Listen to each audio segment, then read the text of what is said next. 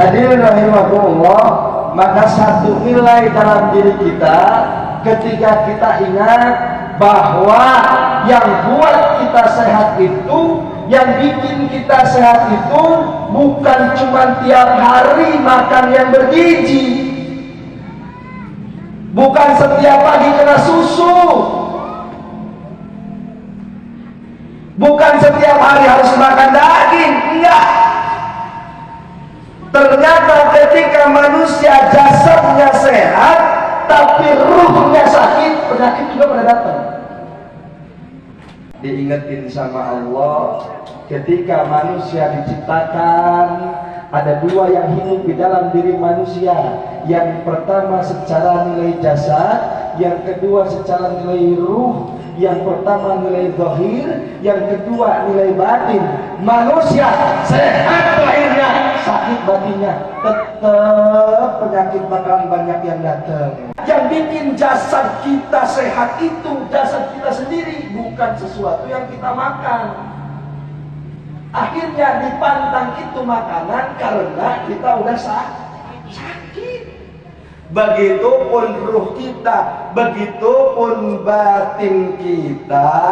Kalau mau sehat, sehatin dulu saringan batinnya. Apa? Hati. Orang yang hatinya udah bagus, mau dapat omongan jelek, dia batinnya tetap sehat. Mau dapat omongan pedas, dia tetap batinnya sehat. Mau dapat omongan baik, dia biasa aja, gak sombong. Ini orang yang batinnya bagus. Maka kesehatan ruh dan kesehatan jasad penting. Allah nggak bilang nanti yang irji ila rabbiki radiyatan mardiyah itu orang yang sampai di keriduan Allah itu orang yang di dunianya meninggalkan 17 hektar tanah. Allah nggak bilang begitu.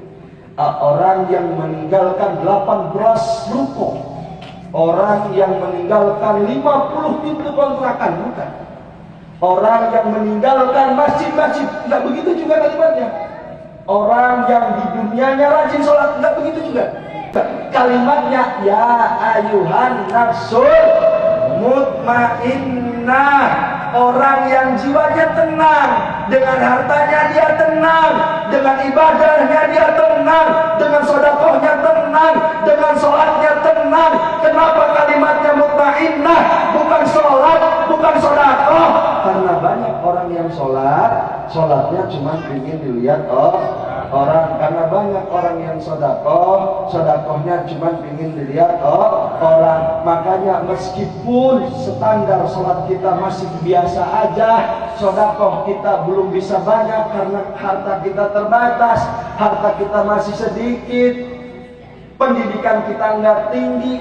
Kalau kita bisa nerima sama yang Allah kasih ke hati, praktek kita jadi tenang, termasuk yang ya ayuhan nafsul mutmainnah. Orang yang dalam keadaan mutmainnah akan dipulangkan oleh Allah dengan kalimat irji'i ila rabbiki radiyatan mardiyah. Maka ada satu nasihat dari Imam Ghazali, Ibu Bapak hadirin rahimakumullah. Nanti di akhir zaman, orang-orang yang hidup di akhir zaman, kata Imam Ghazali, supaya bisa dia tenang jiwanya, supaya dia bisa tenang hidupnya, supaya bisa dia tenang hatinya.